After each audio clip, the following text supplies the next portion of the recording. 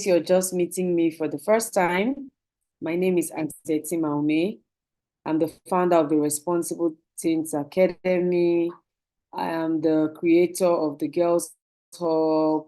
I am the girls coach, like that girls coach that all our daughters need. I've been doing this work for almost 20 years now. And trust me, I'll say it again and again, raising girls is hard. Like raising girls is really tough. People say, no, it's boys. And I'm like, no, it's girls. I have both. And I can tell you confidently that raising girls is harder. I know some people might want to prove me wrong, but that's fine. And I've been committed to creating solutions for girls. Any problem that comes up, the first thing I want to do is, how can I help? What do I do? What can we do? Etc. Which is what has given rise to this class.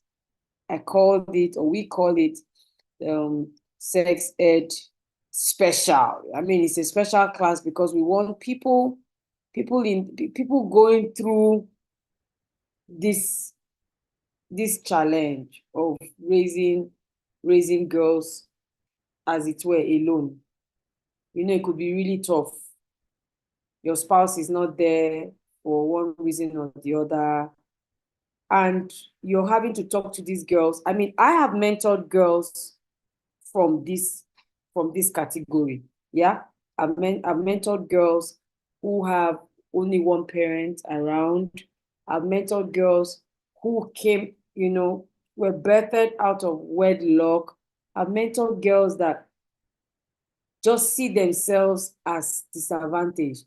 Yes, that's how the girls see themselves. They see themselves as disadvantaged. And I tell you the truth, it could be really, really tough for them. So my job here is to see how I can support the necessary knowledge, the necessary information that you need. That's why I'm here. That's why we're here. So thank you for joining me. I see Michelle, I see Fumi, I see Elizabeth. God bless you. Thank you. So, Coach Tayo, I am here for the learning because I realize that I have people in this category. So I am focused. I am serious with this information. Thank you for jumping on this. And please, guys, Coach Tayo is, I don't know how to explain who she is. Like, she's a big woman. Let me just say it in that way. She has worked in government, very high placed. She has worked with women around the globe.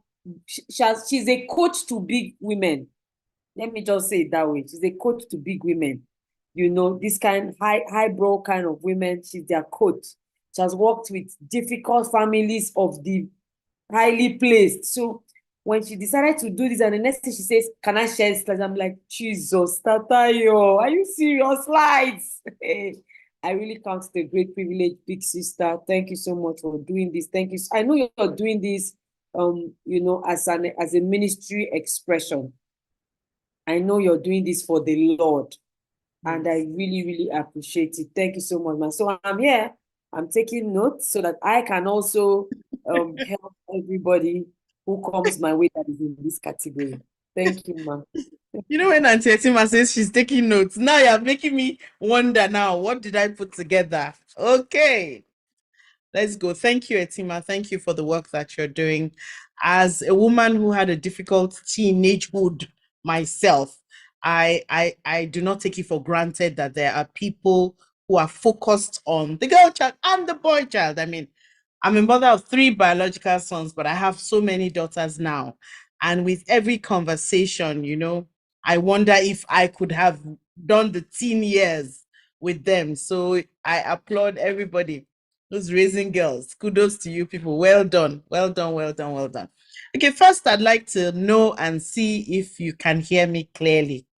before we even start, while I go and find those slides. Can you hear Yes, me? Can you see and me? yes, very Okay. clearly. Awesome. So this class is about insights for those who are parenting daughters alone. Now, I thought about it that we have an hour. What can you put together in an hour? Because it's multi-dimensional, really. I work with women, and the challenges that I see that I am involved in trying to resolve, sometimes they make me want to rewind the world. When you have a feeling that you just want to rewind everybody to when they were children or teenagers, or, fixing the roots of the problem. So we're going to try, and we're going to do this today. But the other thing that I do is that I run a single parent transformation academy, which we're just about to start advertising. I'll share with Etima. She usually sends people to the academy so that people can come and attend the 6-week academy. But let's try and see what we can do in the time that we have. So the first question I want to ask, because I get this all the time when I start the class, we always start with, no, me, I'm not a single parent, so I'm just divorced. Oh, me, I'm not a single parent, so I'm just widowed. Because of the label that single parents have, or parenting alone, as I like to call it, most people in this category do not consider themselves single parents. You'd be shocked to note that the only person here that considers themselves a single parent is the person who has never married and is parenting. Most other people will tell you, no, no, no, no, no, no, no. I was married now. I'm not a single parent. The truth is, the term single parent doesn't capture it properly. It should be better termed parenting alone. You know why? Because if you look at never married, those who have had children who are never married, blended families, those who have had children, may not have had children, but have now, adopted other children. Widowed, those who are widowed and still raising their children, a widowed young, whether a widower or a widow, man or woman, they were widowed. Those who are separated, they're not divorced, they're trying to manage things and they're parenting. Those who are divorced, there is actually a document that is guiding the way that they're parenting. Those who are married but parenting alone, we always forget them. There are actually people who are in marriages, they live in the same house with the other spouse, but for all intents and purposes, they are parenting alone. Then Japa has created another dimension of parenting alone. So people have one spouse in Canada, one spouse in the UK, one spouse in the US, and then only the other spouse, that is around. So Japa is a new category of parenting alone. And then there's adopted. So I gave the example of blended families earlier, but now I'm talking about adoption. A lot of older men and women. I thought it was only women until I met a man recently. A lot of older men and women are opting for adoption, and so they are parenting alone. No matter what your journey is, how you got here, it can still be a blessing. So many times when I meet people who are parenting alone, they are so negative and so in pain. And, I became a mother at 19. So I have experienced the never married. And I'm parented alone for 10 years. Then I got married, and now we've been separated for a while. So we co-parent very well. But I'm just saying that in life, you can't singularly predict your life. You can contribute your best quota. The other partner can contribute their best quota. No matter what your journey is, it can be a blessing. I'm hoping that today, although we're going to talk a little bit broad, and then we narrow it to sex, but this is bigger than sex. The problem why we can't discuss sex is the problem we can't discuss other things. Money. Do you know that many Nigerian parents don't train their children about money? It happened to us. It took my second son to be going to university for us to realize that, okay, these children don't know money. All their needs have always just been sorted. And we had to now start quickly reading books, doing courses, and getting, the boy to do courses. And it's interesting because he ends up not spending his money. But you see, these are things that we have not traditionally set up. Thank God for academies like this. Thank God for other academies that exist where you can actually take your journey a notch higher. So let's look at the girl. And it's important that we split it. Now, people ask me, even women ask me when I work with them, they ask me, is the woman's brain different from the man's brain? Yes, it is. The way that the hormones bathe the woman's brain is not even the same as the man's brain. You're not the same. Fundamentally, we're different. So when we say peculiarity for girls, when we want to consider the girl child, consider that the needs will be peculiar. So I went online. I used to work for Focus on the Family many years ago. So I trust that the details they'll provide are reliable. So I went online and I called this from their website, and they listed a few things that are peculiar for girls. One of them is connection. Girls want to feel a sense of connection. Do you know when your 2-year-old daughter or your 3-year-old daughter comes to hold your leg and you push her away, you're destroying the sense of connection. Your presence should be a place of peace for your daughter, but for your son as well. But intimacy is even more important for the daughters. So love and friendship for them are defined by intimacy. How much this person is willing to be in my company, to be in a good place. We can have conversations. Have you seen daughters asking their fathers to come and enter into a dollhouse? Literally, like, come inside, come and have tea in those small cups.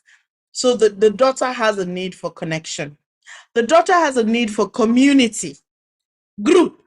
You notice that from when they're really young, from nursery and primary school, girls form groups. At break time, they go in 4s and 5s, and guys can just go to the football pitch, play football alone, and come back. Like, the need is not as strong as it is for girls. So a girl needs rich, fulfilling friendships. This is one area that parents are not even trying now. Yeah, I know we live in all these massive estates and all our gates are locked and all that, but we're not building communities for our daughters. One of the reasons that daughters are getting pregnant at 14, 15, I've had a pregnant client at 14. They brought her to me. She was pregnant. I didn't know when I started I broke down when I started just weeping because 14, I'm thinking, oh my goodness. And she had to have a cesarean section, you see. Part of the problem is a lack of community. So girls need community. Girls need communication. Typically, girls are more verbal than boys. Boys, it's fine. I'm always thanking God that I have boys, because when we have conversations, straight out, Mom, I don't like that thing. Okay. Mom, I like it this way. Okay. There's no what's wrong. Nothing. We don't have those kind of conversations in the house. And then now I have grown daughters, people in their 30s, and they actually come and they want me to hold them. Like, this is something that I don't know how to do, but I do, because I understand the need for communication. A girl wants to just come, lie down on your bed, and even if she's not saying anything, she's actually saying something. So girls have the need to commune. When you don't communicate with children in general, we behave as if children are something else, not someone else. When we don't communicate with our children, when we cut them off, it's a problem, particularly for the girls. Girls need affirmation. So God has given us so much talent as women. I always describe it as, he made man, and then he looked at man and said, it's not good for this one to be alone. And then when he wanted to make woman, everything that was missing, everything that was not enough, I like to say that, don't repeat it to the men. Sorry, the men that are here, no vex. But everything that is like, I just think that women can be amazing. So because there's just this amazing part, many girls are a little bit confused when they're younger. I want to be a doctor. Oh, I want to be a nurse. I want to be an engineer. I don't know. I want to travel. I want to be a pilot. I want to, there's so much, and they are so gifted. Give a girl a paintbrush, even as a baby, and she'll likely be able to group the colors. Give a boy, and he's going to do what we used to call jaga jaga when we were in nursery school.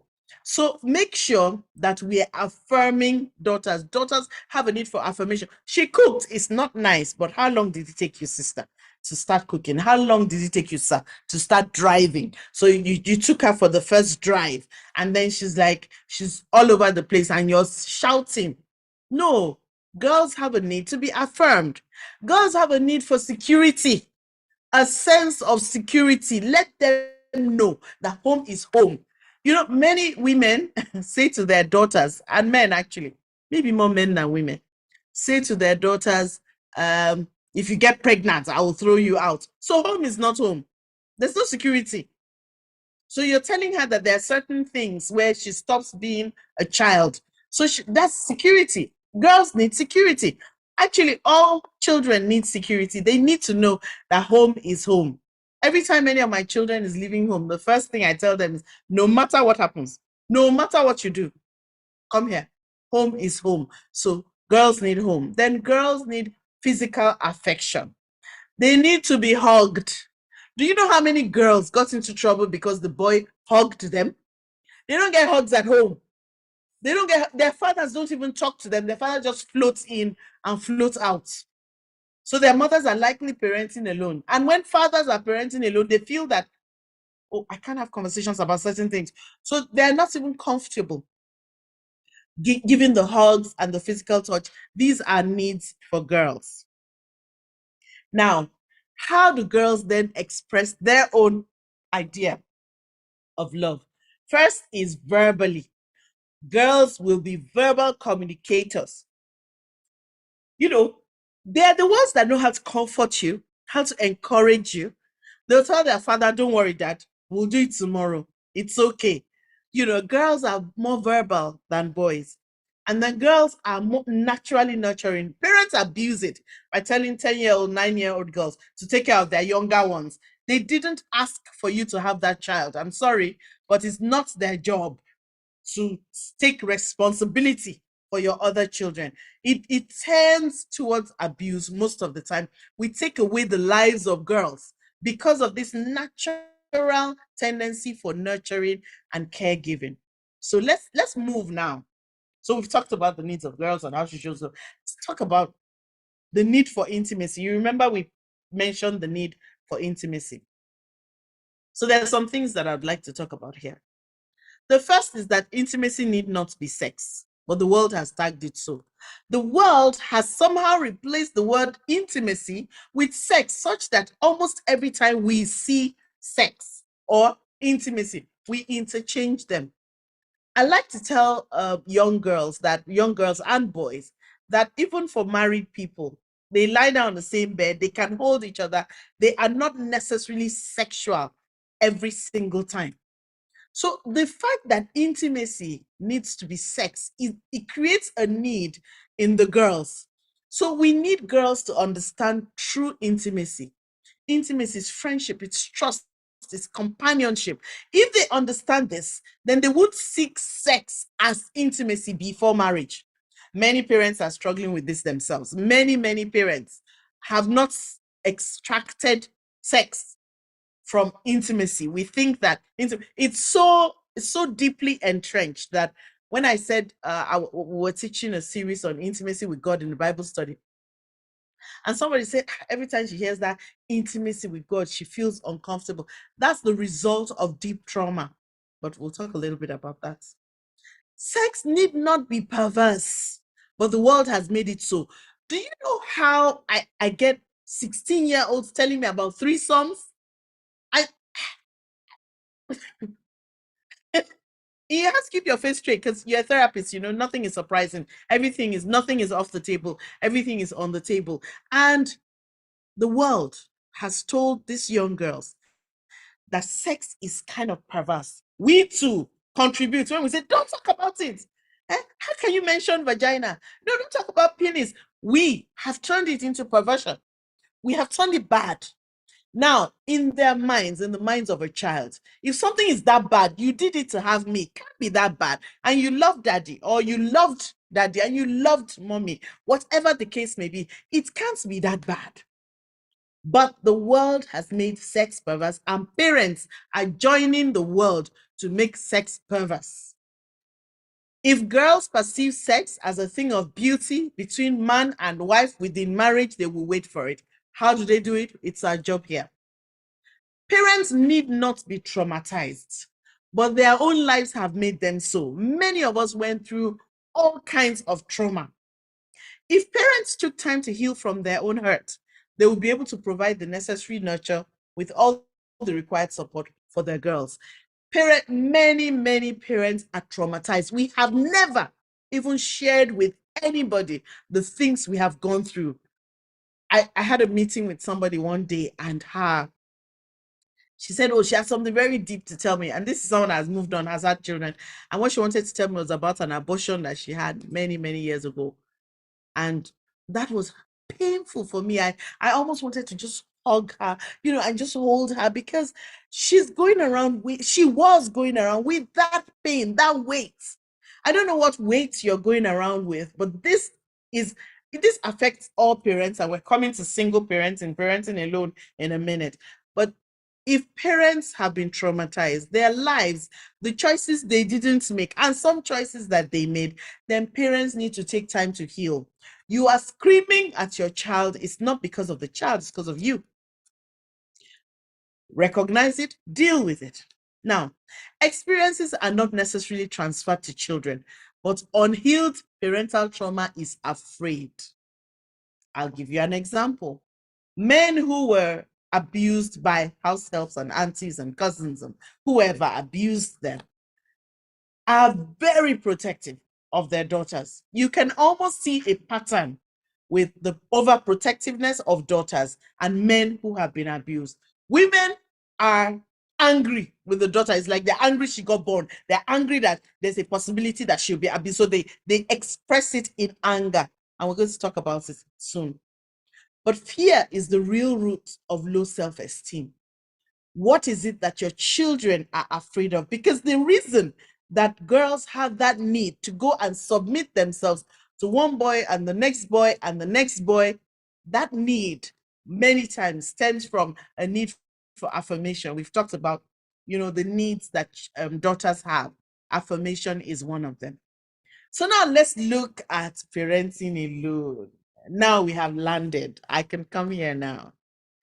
Now, there are certain behavior patterns that we see in single parent homes.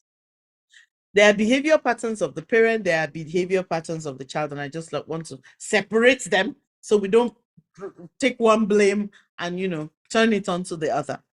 So for parents, what we find a lot is overprotectiveness. I mentioned that. We find a lot of fear. Let the thing that happened to me, let it not happen to my children. God forbid, God forbid, God forbid. And then we extrapolate it to the child and we make the child afraid. There is psychological damage to the child. I wasn't sure how to coin this. This is when parents involve children in their marital separation, divorce, whatever challenges they're having. Even a parent who chose to parent alone comes to the daughter and says things like, you should be grateful that I'm feeding you. You should be grateful that I'm taking care of you. You should be grateful you have a. She didn't even ask to be born. Literally, parents, we bring these children into the world. They don't have a say. We bring them here. God passes them through us. It is a trust that we have been given. How is it that we then start to damage the very child that was given to us as trust? But this is what happens, psychological damage. You will call a child and start saying, your mom, this is what your mom has done. That is psychological damage that cannot be quantified.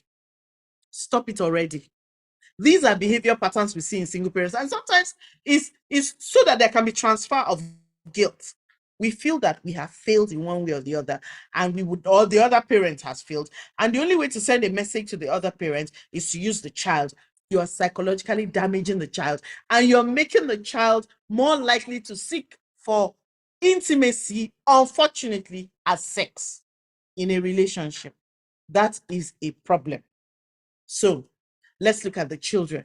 What we see in children, and there's so many studies for this. I think that all parents here who are attending and everybody who's watching after this should actually go online and go and find these studies, and maybe it will help you to deeply transform yourself so that you can parent better alone. What we see in the child, first of all, the child is aggressive. They are angry. They're just angry. They're angry that they're having to explain why their dad or mom is not around. They're angry that you are blaming them for problems they don't know anything about. They're angry that they're having to live maybe less than what other children have. They are angry. Many of them miss the balanced model. So whether it is a father, raising a daughter, or a mother raising a daughter, the balance, the other parent is missing. And many parents, many adults who are parenting alone do not take their time to then go and find models. They're too busy hating and being angry. They're not thinking of the future. And the years are passing. You and your spouse have lived your lives. It's time for the children to live theirs. Can we set them on the right path by finding models? People who can show them what it is to be a man, what it is to be a woman. Then these children are afraid. You see, they're down to one parent. So they go around with a deep fear of losing that parent, and then they become clingy, which is annoying to the person who's parenting alone. Like, I can do this without you being clingy, really. So the children become clingy. Then these children are deeply traumatized. Look, even if it was a peaceful divorce, whether the parent died, whatever it is, we don't take time to find therapy for the child. Do you know that we don't even recognize what happens to children when they lose a parent? I'm a Nigerian and I live in Nigeria. In Nigeria, we do not even go for grief therapy. We don't. We just say, well, they will leave and then these children carry the guilt. I met a child who was 17 and had lost her father. I think she was 6, 7, when she was about 10 years after she lost her father. And one of the first questions she asked when we started to work is, so do you think he will ever come back? 10 years later, this girl didn't have closure, and they didn't know that this girl didn't have closure. So she was having behavioral problems, but it was because she didn't have closure. Then co-sufferer patterns. So these children now start to behave negatively towards everybody, not just to the other parent who's not available, but towards everybody. They have become co-sufferers.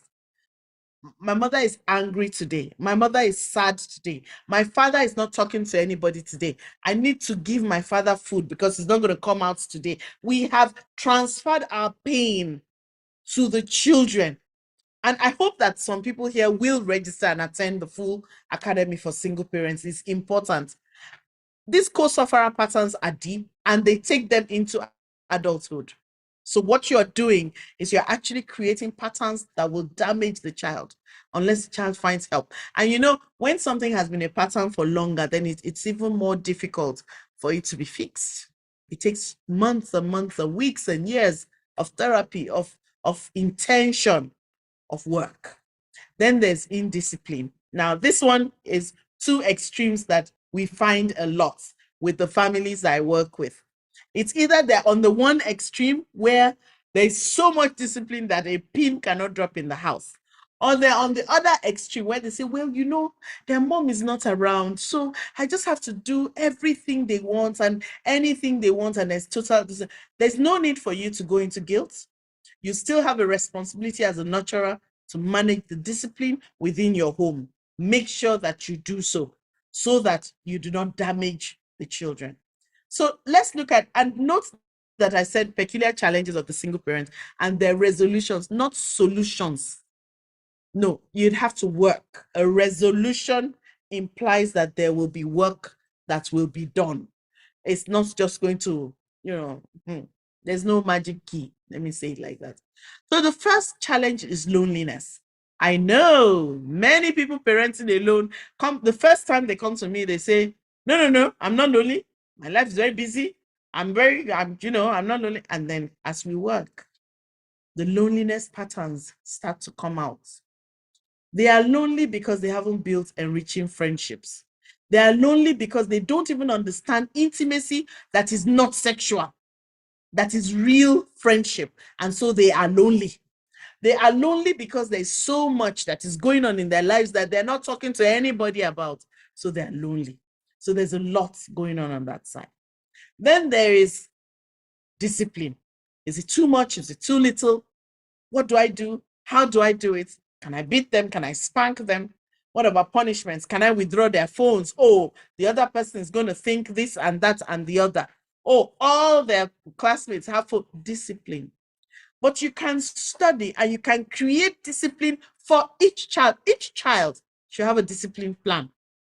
I have 3 boys that I have raised from childhood, and no 2 of them could be disciplined, for want of a better word. No 2 of them, no 2 behaviors of the 3 of them could be managed in the same way. For one, we can sit down and have a conversation. Even when he was 6, we could have very, you shouldn't have done this. Okay, this is why I did it conversations. For one of them, he will start ranting before you even start ranting, and so on. So every child should have a discipline plan. It's not a parent discipline plan. It's a child discipline plan. What are the things we do in our house? And when you create the rules, don't bend them because you got so tired one day and you want to watch TV. It's just 8 p.m. when the TV is supposed to go off. The TV just went off. The children went inside. Then you put it on and you decide to watch a show that they like. And you put it very loud. And you think that is a way of showing that you own the house and they should go in. No, that doesn't consider discipline of the child. Am I saying children should come and watch what adults watch? Not at all. I'm just saying that there needs to be sensitivity for the child. That you have to be sensitive to the child to put together a discipline plan. Balancing affection is another problem.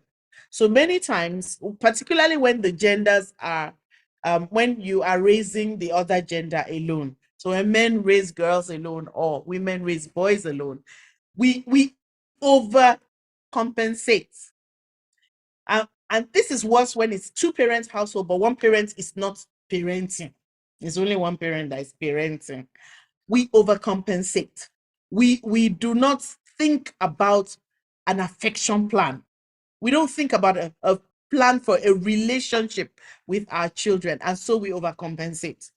And so the balancing of this affection becomes a headache for most parents. How much is too much? And because we're talking about daughters in particular, the fathers are particularly guilty here. I meet so many fathers that tell me, look, I'm in trouble. I know anything she asks, I will do. I don't know what it is about fathers and daughters. I'm an only daughter myself. I guess I know what it is, but yeah. So balancing affection is another factor. Then there's low self-esteem. Many men and women who are parenting alone have very low self-esteem. They have the feeling, well, because of engaging with the society and because the society frowns. I mean, I was shocked when I started running the Single Parent Academy. Then I found out that even widows and widowers suffer when you go to school, oh, where's your mother? Oh, okay. There's no parent, other parent. There's a way that the society kind of victimizes. I was trying not to use a strong word, but that's what it is. The society actually victimizes those who are parenting alone. You can actually go to a clinic, and I've seen it happen.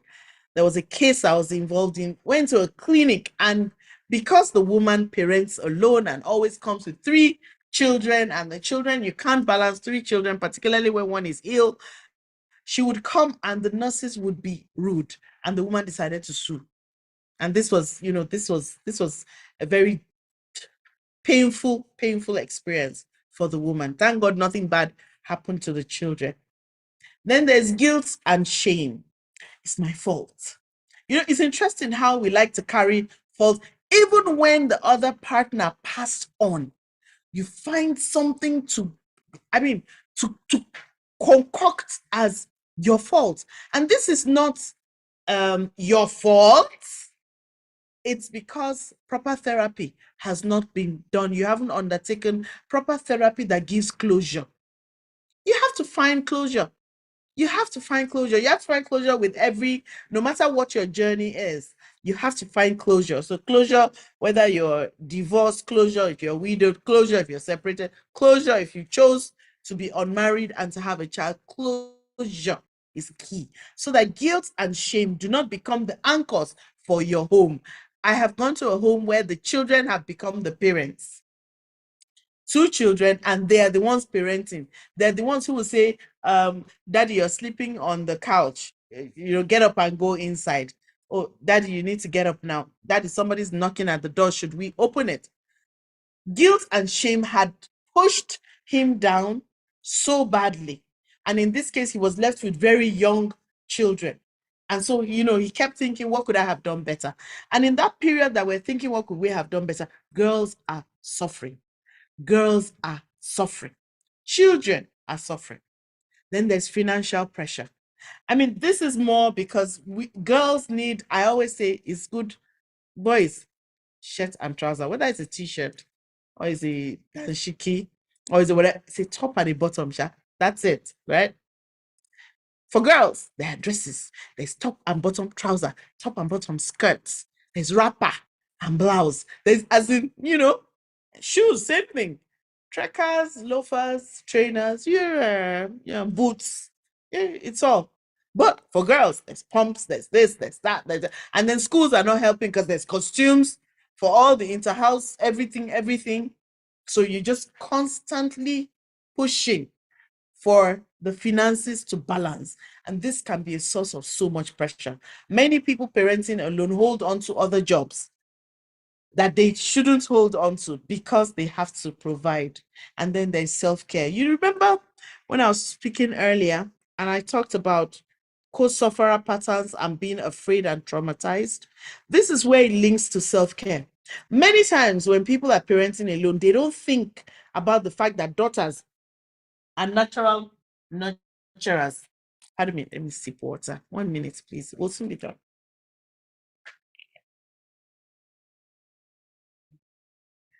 Thank you. Daughters are natural nurturers. So if the parent seems not to be taking care of themselves, the natural inclination of the daughter is to take over the parenting of the parent. This is where we really, really get it wrong. And so daughters become mothers or fathers, depending, and they just take that role. And so when a boy comes that seems to have certain tendencies, like he needs care, and I've seen this real, they think that they can be the parent. Many times girls fall into unplanned sexual activity. They didn't think it. They didn't think about it. It wasn't unplanned, obviously, but it wasn't even thought about. It was a process that just happened. We get angry with them, forgetting that we did not create the foundation. We did not create the home environment. We did not create the affirmation. We did not create the self-esteem that will make them have an answer for when temptation comes. And yes, it is so easy for parents of girls to say, where's the boy? Where's the boy? And the first time I told the parents of a girl who got pregnant, the first time I said to the parents, they are both children, they almost strangled me. Now God save me that deal. That's because, they're just like, what? But yes, 16, 14, both groups of parents just did not do a good job. There's no business of a 16-year-old boy with a girl having sex. There's nothing. It's a dearth of parenting, both sides. And the parents should take responsibility. But then you're looking for a 16-year-old boy as if you're looking for an adult. The two of them messed up. And if you want to help them, you help them together. I know it's more painful, but like I shared at the beginning, I had my first child at 19. So do I know this pain? Yes. Is it a tough place? Yes. Can life be transformed after? Oh, yes. So how do we deal with sexual matters when we're parenting alone? What kind of a mindset do we need to create in our homes to support this, having dealt with our challenges while we're parenting alone? The first is to understand that sex is a basic need. Did you know that? Because many parents don't know that sex is a basic need. Even in your mind, you have turned sex into something that's, sorry, you have turned sex into something that is so gargantuan because you haven't dealt with your own trauma. So you've turned sex into a, it's such a big thing, and dogs and cats and everybody. So it's a basic need. So sex itself is not the problem. Sex in itself is not the problem. Sex is lovely. Sex is beautiful. Sex is, it's a way for intimacy. Sex can be really, really delightful. It is so enjoyable. Sex is good. Foundation, exclamation mark. Sex is good. So you need to make peace with that. Sex is good. Second point that we need to understand as parents who are parenting daughters alone is that nobody truly understands sex, the way it works. So we obey God who created it. This is what I like to tell teenagers who come to me, after they've gotten into trouble. And they say, well, who even decided that you must marry before? I said, the God that created the sexual organs, he decided. He created them for procreation within marriage. We can't ask him until we get there. So we obey God who created it. That's simple enough. Why does it need to be more complex than this? The third thing that we need to understand as parents so that we can transfer to the children is that sex requires responsibility, not fear. There's nothing stopping your daughter from saying to the boy that she likes, guy, I like you and I sense these funny feelings. And so I never want to talk to you in a lonely place. Sense. Yeah.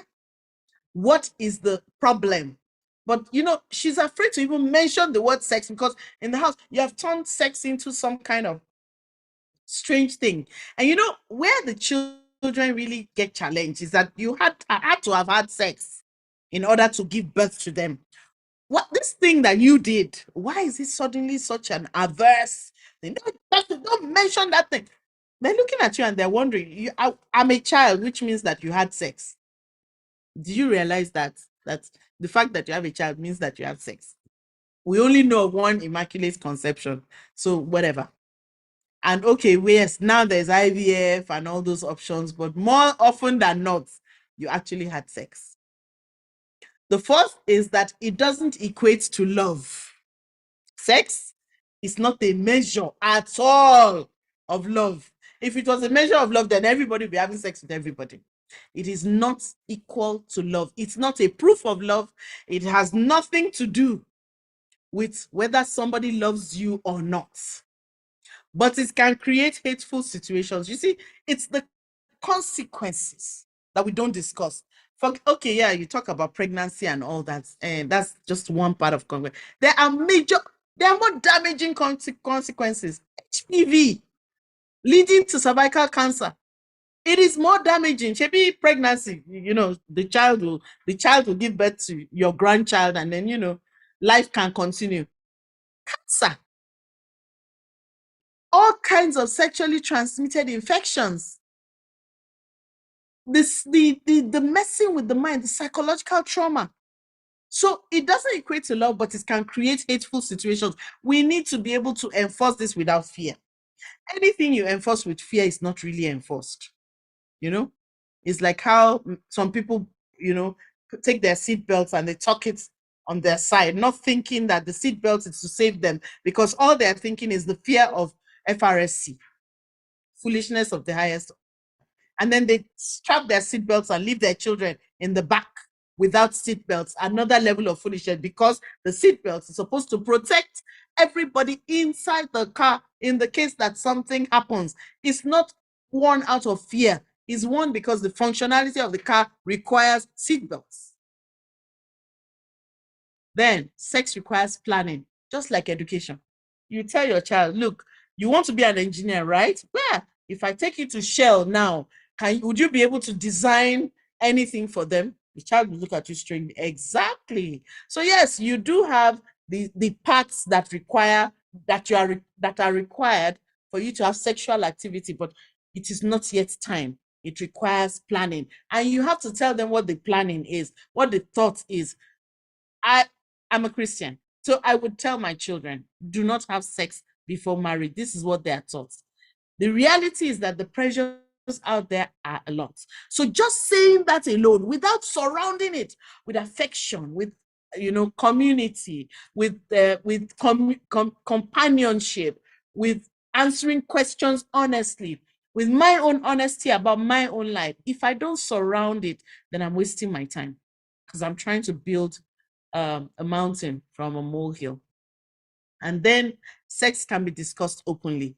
The minute you demystify sex in your house, the minute you're able to go through your own healing so that you can discuss sex without its, perverse, traumatic, and whatever other challenges we have with it, when you are able to do that, then you have started coming close to where you'll be able to discuss sexual matters. So after Auntie Etima has discussed all these things, which she will discuss with our daughters and more, we are now positioned to sustain it at home. Thank you. I'll take questions now. And I hope I didn't overshoot the time. Oh, sorry. Oh, you didn't. You have a few more minutes. Thank you so much, Coach Aitayo. Yes, questions. Yeah. Questions. Oh, opportunity. I see we are about 30 here, almost 30. Thank you so much, everyone, for joining. I hope you got value for your time. I need to say this. I come from a place, a part of Nigeria that has a lot of people parenting alone, like the dysfunctionality in the place where I hail from.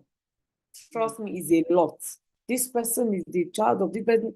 It's a whole perverse roller coaster, which I would say is repeating itself. So in our parents' time, it happened, and then again, it's coming to my generation, and then my peers that have children, are now it's just going on and on and on. We need to end it. And it is wisdom that would help us end it. When Coach Aitayo was speaking, she said something about, emphasizing on the appropriate education, especially education of consequences. Yeah. That is why I always say we need knowledge to do this thing. The reason you need knowledge is it would help you empower the girls. It's not just knowledge for knowledge's sake. Okay, I know this. The girls need empowerment. They need empowerment. Okay? Let me take questions. I already see questions buzzing. Coach Aitayo, I hope you are ready. Somebody says, are you parenting alone? Another one says, do you have a community of single parents? So I try to build. Am I parenting alone now? Yes. I parented alone. I was a single mom for 10 years, from 19 to when I was about 29, 30. And then I got married, and now we're separated. So yes, I'm parenting alone for the second time in my life. Don't ask me how. We're not going to ask. Okay, so do you have a community of single parents? Yes, she mentioned.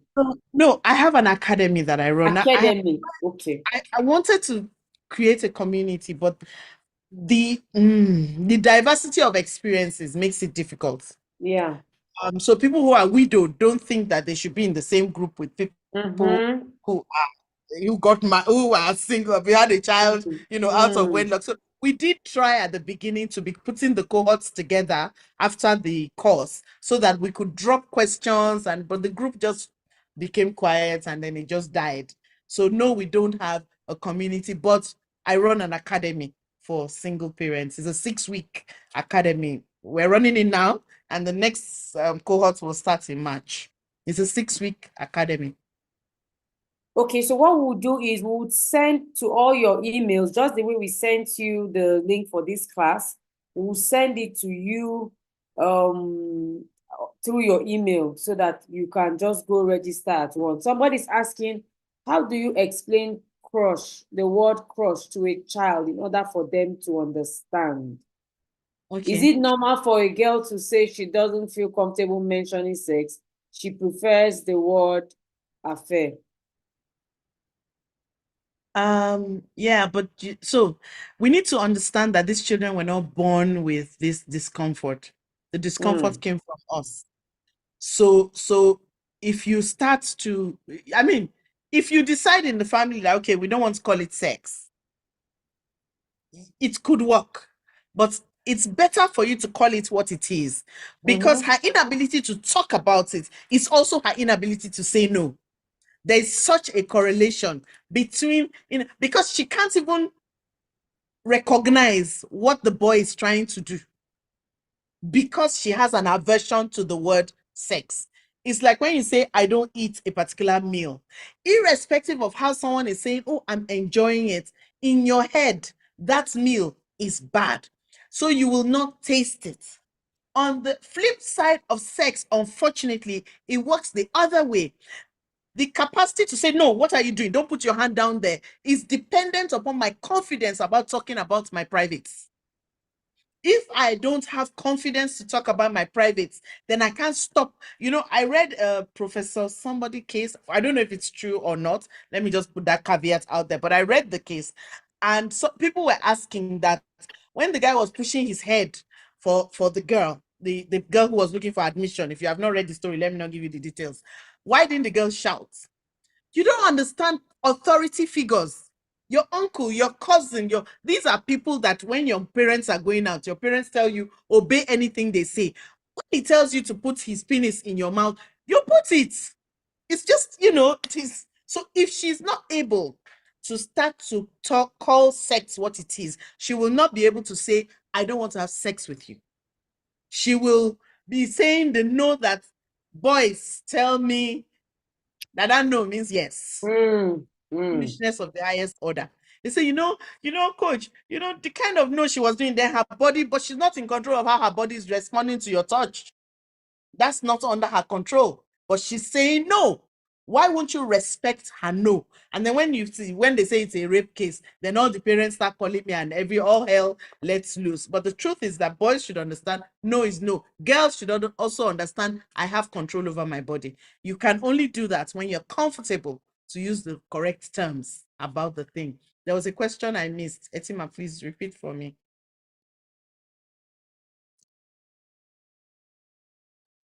It was about crush, how you mentioned. Oh, yes.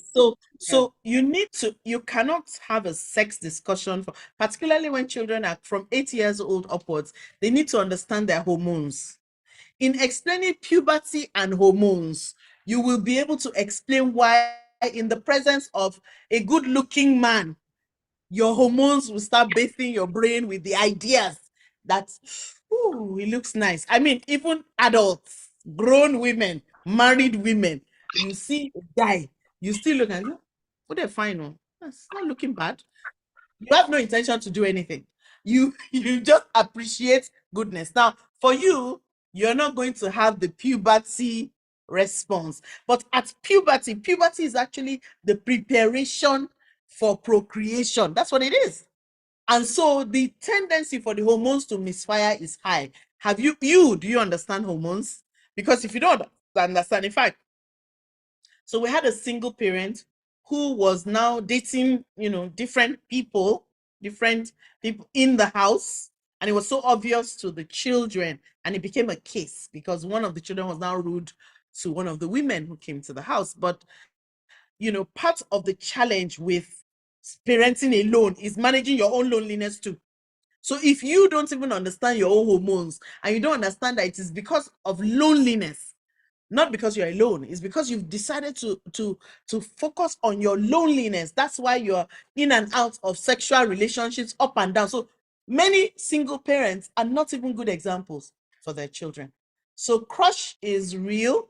Girls will have crushes, boys will have crushes. They need to understand that this is a natural consequence. And if you wait a little, you will have crush on another person next year. All right. So thank you so much, Ma. 2 more questions. Whenever I mention sex to my daughter, she closes her face with her hands. She then told me that she's not comfortable whenever I mentioned it. I asked her if I can use affair. She nodded in affirmative. Okay, so that answer that she was explaining. That's fine.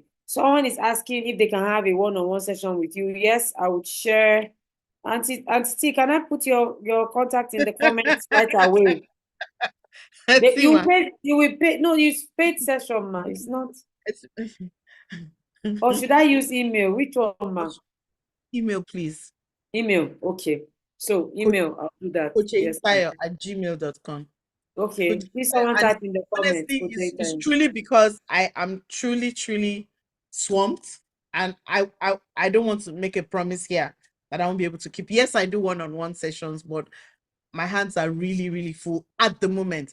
But sometimes I say these are not emergencies. So yes, we can take you on. And if you want to join the group sessions that we have, oh yes, it will be great to have you attend. Many of these topics, we deal with them in depth in the Single Parents Mm, Academy. So yes, I mm. mean, now this is just 1 hour. There's not much to do. We will Yeah, deal there's with not much them. time. We'll create peering groups in the academy so that Yeah. you're able to speak to people who are going through similar experiences. So it's a good Okay. experience.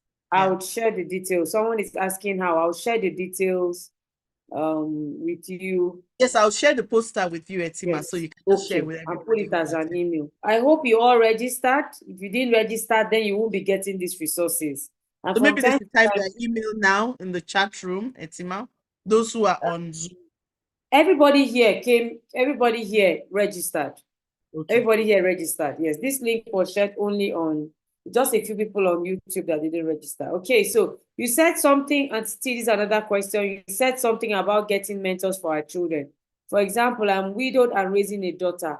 How easy is it for me to get a mentor, father figure? So these are two different things. Father figure is not a mentor. Father figure for my daughter, considering the contrast in their sex and knowing the complications that come with it.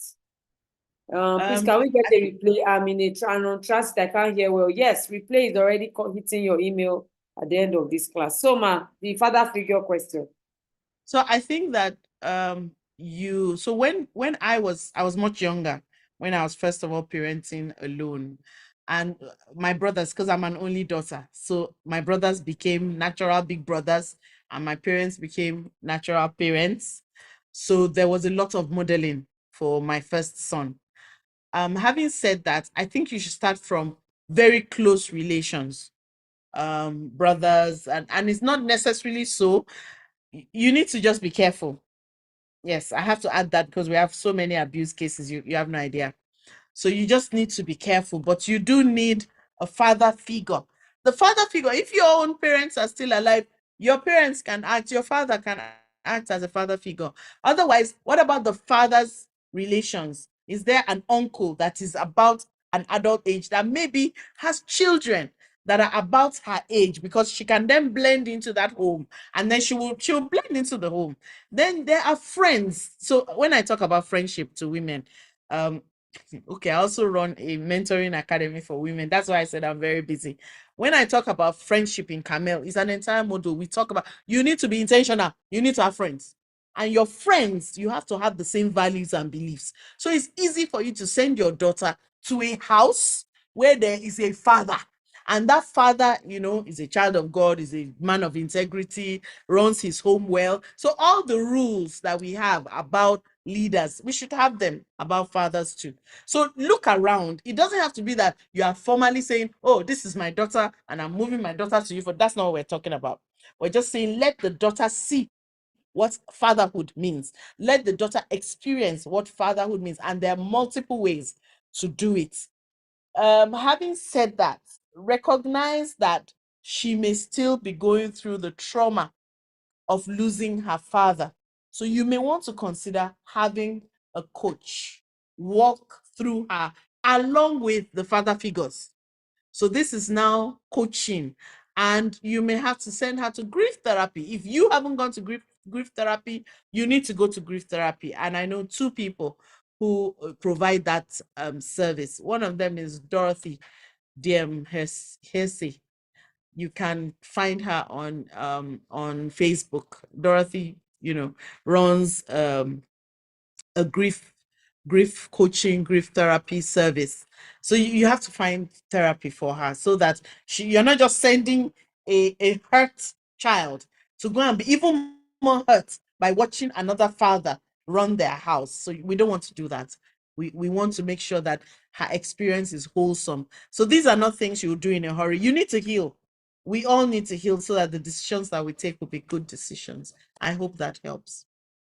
It's not easy Yeah, to give these deep answers in a session like this because yeah, every case is very unique and very peculiar. yes. You need to So most find of the out. time, Yeah. it's better for you to sit down and talk about your specific situation so that you can Mhm. get a solution that matches it. Yes. Yeah, very true. And Coach Eitai, when you were speaking, I now remembered, excuse me, some cases that we have had with single parents. And I usually would insist on father figures because there are so many things that a mother alone cannot do.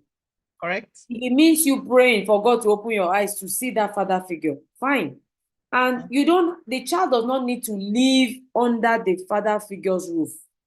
Just that presence on the phone, I mean, guiding the way the relationship goes Yes. is key. Many times people just say, oh, this is my father figure. You just go and drop your daughter and they're abusing her. And then later you now say, all this father figure thing doesn't work. It's not true. Many times we were careless. Many times we didn't set boundaries. Many times there were no terms and conditions, rules guiding the relationship. Nothing was discussed. Everything was left to chance. And of course, the devil thrives with darkness and carelessness. So let's first take responsibility and say we didn't get it right, and then begin to get it right. Because as for father figures, highly important. Very. Highly important, please. Don't say, instead of them to abuse my daughter, oh, let me just keep her to myself. It's like saying, instead of me to get hurt by bad friends, let me stay on my own. Why are you having bad friends? Why are you having wrong friends? Why are you Yeah. not able to find the right friends? Why are you not able? So, like Coach Eitai has said, calm down, think through it, process it. I believe that everything you need is already around you. When I was when we're planning for this class, I was just thinking, hey, who will come for this class? I didn't want to just come and teach head knowledge, just do some research, check some books, and come and teach us. I needed somebody that would really, really understand. And then boom, Coach Tayo said, I just screamed. My team said, what happened? I said, because the right person just came to my mind. And look at it. She's the best. I even forgot that she had an academy for single parents that I had even been, I totally forgot. But this is to show you that everything you need, boom, is around you as we speak. All the support you need, God is a master planner now. He's already aware of the situation you are in. So you just need to be, to connect with him. That's why I don't do things without God. How smart do you think you can be? How intelligent do you think? How well do you think you've got it covered? You don't have it all covered. So it's already there. You just need to calm down, talk to God about it, and then boom, the light will come. Okay, we need to go. We need to let Coach Tayo go and rest. Yeah, she was just coming in when I grabbed her for this session. Thank you so much for Thank pushing you. things around to ensure that this class held. Thank I'm you. going to get all the details that every one of us here would need, and I will send it to all our emails. Please, if you know people in this category, parenting alone, Coach Tayo has corrected it, not single parents. People parenting alone. Because truly, Japa people are parenting alone. Yep. The frustration of not I being with your added them spouse. recently. I just added them recently to the Single Parent Academy. Seriously, And I'm telling you, it's a serious matter. They it are is, parents. man.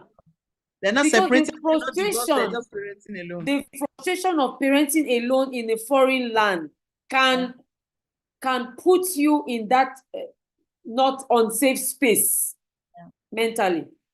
Your daughters come and they're acting in a very strange, weird manner. You just give it to them. Basbos, woto. Am I the after all, I'm here suffering alone. Your father is there enjoying his freedom and enjoying himself. You just give it for the frustration on your daughters. Meanwhile, time is going. These guys are out there promising your girls intimacy, promising them affection, giving them attention, communicating with them against all odds. And then there is a gap. So we are concerned about this. Now, one of the things that Coach Eitayo said, and I'm going to just end with this, is about the need for a community. That's what we're doing at the Girls Hub. The Girls Hub is providing that community that your girls need. You need your own community, your girls need theirs. We are also there to help you hold your hands and teach these girls what they need to know. Anything you've missed, we ensure that we're not missing it. So we have this sex ed class coming for Gen Z girls. Please register your daughters for that class. That class is just 10-5. You have access to replace. They have access to materials, to resources, especially as regards sex education. I am particular about sex education because it's the springboard to so many other challenges. Do you know that sex education is not just about the mechanics of sex? It's also about finance. When a girl does not get sex education right, she assumes that her body is a product. Her body is a product to be bought or sold for money. She uses her brain as a marketing tool. Oh, if I help you arrange this girl and this boy, I get a commission. She has traded with her brain in a very perverse way. So the conversation, we have extended it, we have expanded it, we have stretched it. The sex conversation is not just about sex. Don't sleep with a boy, don't sleep with another girl. No, we have gone past that. It's now so deep, so high, so wide. We are sharing with these girls next week on the 17th and the 18th. We have a class for ages 6 to 8. We have a class for ages 9 to 12. And then we have the teenagers.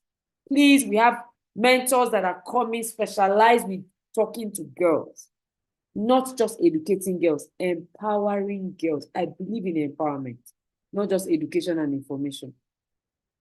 Please, yes, you're going to get the invitation on your email this night. You're going to get Coach Eitayo's details for the Single Parent Academy. You're going to get the registration links for the sex ed class for Gen Z girls and every other information. Whatever you need is there. If you need any quick question, you need to get a quick answer, you can talk to admin on 0809. Let me type it or someone help me. Let me type that 0809 880. I don't know. I'm unable to. Okay, I can type now. So this is admin. Admin's number is 0809 880 0339. Yes, so please save this number. All the support that you would need for your daughter. Thank you so much. Love John is here already. That must be one of the moms in the Girls Hub. All the support you will need for your girls, you get it from the Responsible Teens Academy. Trust me. If you need a question, if you need issues on parenting, we'll give you contact. You need on marriage, we'll give you. You need on your parenting journey, we'll give you. Spiritual matters, we'll give you. Your girls, will give you. Your boys, will give you. So we are like that one-stop shop for parenting your children.